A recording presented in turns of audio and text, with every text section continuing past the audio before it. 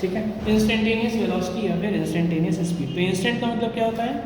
उस समय, ठीक है ना। फिर से एक एग्जांपल हम लोग देखते हैं, जैसे कि लेट अस से फॉर एग्जांपल भाई यहाँ से दिल्ली गए, दिल्ली 1200 किलोमीटर 20 घंटे में गए, तो 60 किलोमीटर प्रति घंटा ये हो गया हम लोग का एवरेज स्पीड। लेकिन ये ज़रूरी नहीं है कि 60 किलोमीटर प्रति घंटा हमेशा ट्रेन उसी स्पीड से चला, ठीक है ना। अगर ऐसा होगा तो कानपुर स्टेशन में किसी को उतरना होगा तो भैया कैसे उतरेगा?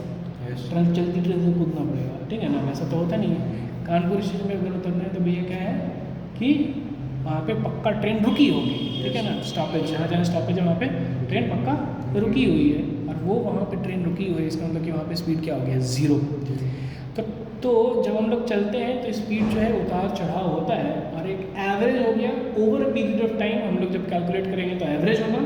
और इंस्टेंटेनियस का मतलब क्या है कि उस समय, ठीक है ना। जैसे कानपुर स्टेशन पे 0 था, है ना, और भागलपुर और पटना के बीच में, और फिर भागलपुर और नाथनगर, है ना। भागलपुर से एक्चुअली नाथनगर में तो रुकता नहीं है, तो लेट अस से कि भागलपुर से नेक्स्ट स्टॉपेज होगा मे बी सुल्तानगंज। तो नाथनगर जो स्टेशन वो क्रॉस कर रहा होगा तो उस समय हो सकता है 80 स्पीड हो या 100 स्पीड हो, गेटिंग ना। तो बेसिकली क्या है कि स्पीड जो है उतार चढ़ाव होगा, एक एवरेज स्पीड हो जाता है over a period of time. और उस समय क्या हो जाएगा, जब नाथनगर क्रॉस कर रहा था तो उस समय स्पीड था लेट अस से 80 किलोमीटर पर आवर। क्लियर है क्या?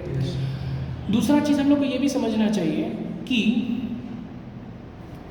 जितना छोटा समय के लिए हम लोग मेज़र करेंगे कि छोटे समय में एक्चुअली स्पीड कैसे मेज़र होता है, कितना वो मूव किया, कितना टाइम में, तभी ना स्पीड मेज़र होगा। क्लियर है क्या? तो जितना छोटा टाइम में हम लोग मेज़र करेंगे उतना एक्यूरेट मेजरमेंट है। क्लियर है क्या? और वो इंस्टेंटेनियस होगा, इंस्टेंटेनियस स्पीड होगा। जितना ज़्यादा देर का देखेंगे तो वो एवरेज के टर्म्स में कैलकुलेट होगा। क्लियर है क्या? समझ आ रहा है? ठीक है ना। तो इसीलिए इंस्टेंटेनियस वेलोसिटी या फिर इंस्टेंटेनियस स्पीड के लिए हम लोगों को कैलकुलस का ज़रूरत पड़ता है, इसीलिए बोलते हैं हम लोग dx/dt, ठीक है ना। कैलकुलस कुछ समय के लिए भूल जाइए, ये वाला फॉर्मूला बस आप याद रखें। v क्या हो गया? ds/dt। ds/dt मतलब क्या है? छोटे टाइम इंटरवल के लिए देखिए कि भैया कितना चलाएगा, और उससे आप डिवाइड करें, ठीक है ना। ज़्यादा टाइम यानी 1 घंटा का अगर टाइम इंटरवल में देखिएगा तब तो भैया एवरेज देगा ना वो तो एवरेज स्पीड देगा, एवरेज वेलोसिटी देगा, उस समय तो नहीं देगा। छोटे समय के लिए जैसे कि नाथनगर जब क्रॉस कर रहा है तो उस समय आप क्या किए, बस 1 सेकंड के लिए देखिए कि कितना चला। 1 सेकंड के लिए आप देखें कि भैया 10 मीटर चल गया, तो 10 मीटर पर सेकंड। क्लियर है क्या? या फिर 1 सेकंड के लिए देखें भैया क्या 20 मीटर गया, तो 20 मीटर पर सेकंड है। क्लियर है क्या? तो वो हो गया क्या? Instantaneous speed. और आइडियली जो है वो जो छोटा सा टाइम इंटरवल है वो बहुत छोटा होना चाहिए, 0.00001 सेकेंड टाइप्स, ठीक है ना, ऐसा। तो here are is the position vector of the body or particle at a general time t. Magnitude of instantaneous velocity at any instant is called its instantaneous speed at that instant, ठीक है ना। अब instantaneous velocity है ना का जो magnitude है वो क्या देगा? इंस्टेंटेनियस स्पीड दे देगा। क्लियर है क्या? Yes. Average and instantaneous acceleration, ठीक है। तो वेलोसिटी क्या था? ds/dt, चेंज इन पोजीशन बटे dt। क्लियर है क्या? Change in position with respect to time हम लोग क्या बोलते हैं? Velocity. Change in velocity with respect to time हम लोग बोलेंगे एक्सेलरेशन। क्लियर है? ठीक है ना। धक्का दिया आपने तो कितना वेलोसिटी बढ़ा, कितना वेलोसिटी घटा, वो देख लीजिए, वो हो गया एक्सेलरेशन, वही यहाँ पे लिखा हुआ है। एवरेज वेलोसिटी क्या हो जाएगा? Over a period of time कितना वेलोसिटी चेंज हो, ठीक है ना।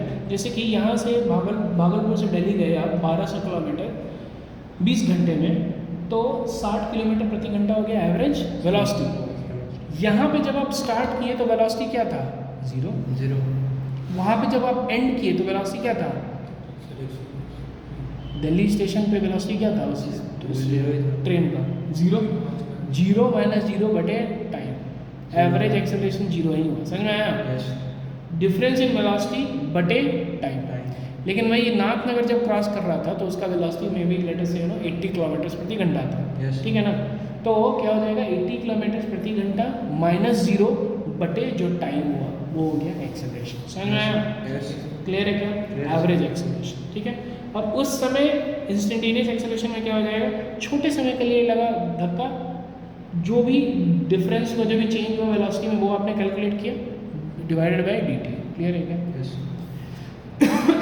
Extra points remember, if motion is one dimensional let along x axis then all vector quantities displacement velocity and acceleration can be treated like scalars। अगर one dimensional है तो कोई दिक्कत नहीं है भैया, एक ही डायरेक्शन में है ना, तो सब कुछ अपना ईजी है, ठीक है ना। Can be treated like scalar, लेकिन इज स्केलर नहीं लिखा हुआ है, can be treated like scalar, ठीक है ना। वैसे ज़्यादा इंपॉर्टेंट पॉइंट नहीं है, आगे बढ़ते हैं। फॉर एग्जाम्पल डिस्प्लेसमेंट, ठीक है कोई दिक्कत नहीं, आगे बढ़ते हैं। ये आप लोग कर लीजिएगा, ठीक है ना। इन 1 second a particle goes from point A two point be moving in a semi circle, ठीक है ना। Find the magnitude of the average velocity. Average velocity क्या हो गया, यहाँ से यहाँ तक हुआ डिस्प्लेसमेंट, दिख रहा है क्या? ठीक है ना। कितना हो गया डिस्प्लेसमेंट, 2 मीटर का हो गया डिस्प्लेसमेंट, ठीक है ना, बटे टाइम 1 सेकेंड, तो सीधा हो गया 2 मीटर पर सेकेंड। क्लियर है, समझ में आया? वही बोलेगा एवरेज स्पीड, एवरेज स्पीड, तो कितना गया ये 2 pi R divided by 2 pi R, pi R divided by 1 pi R metre पर सेकेंड, हो गया एवरेज स्पीड। क्लियर है क्या? ये कर लीजिएगा, एग्जाम्पल्स कर लीजिएगा, क्या इंट्रोडक्टरी एक्सरसाइज भी कर लीजिएगा। यूनिफॉर्म मोशन, ठीक है ना। यूनिफॉर्म मोशन, यूनिफॉर्म मतलब क्या होता है, सेम, ठीक है ना। जैसे कि क्या कहते हैं, स्कूल वगैरह में भी यूनिफॉर्म चलता है, लेकिन सारा जो है एक ही टाइप का ड्रेस पहन के आएगा, ठीक है ना, सेम, ठीक है ना। तो सेम टाइप ऑफ मोशन मतलब क्या है, इसमें क्या हो जाएगा भैया, वेलोसिटी जो है वो कांस्टेंट हो जाएगा। क्लियर है क्या? Yes. As we discussed earlier, uniform motion velocity of the particle is constant, मतलब कि जिस वेलोसिटी से जा रहा है, जिस डायरेक्शन में जा रहा है और जितना स्पीड से जा रहा है वो सेम ही रहेगा। क्लियर है क्या? उसमें कुछ चेंज नहीं है। And acceleration is 0.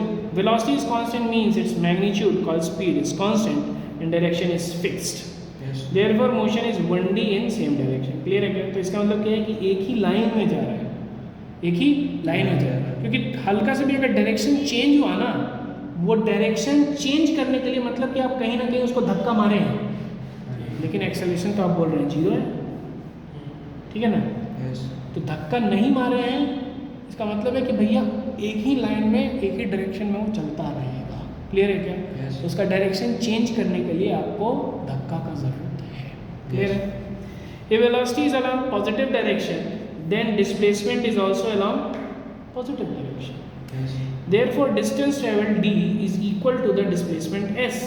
The velocity is along negative direction, the displacement is also negative direction, negative, and distance travelled in this case is the magnitude of displacement. Equations in all of this motion are, ठीक है ना। तो भैया क्या है, velocity constant है, ठीक है ना, स्पीड कांस्टेंट है, एक्सेलरेशन 0 है, तो डिस्प्लेसमेंट क्या हो जाएगा, सिंपल हो जाएगा वेलोसिटी इनटू टाइम। क्लियर है क्या?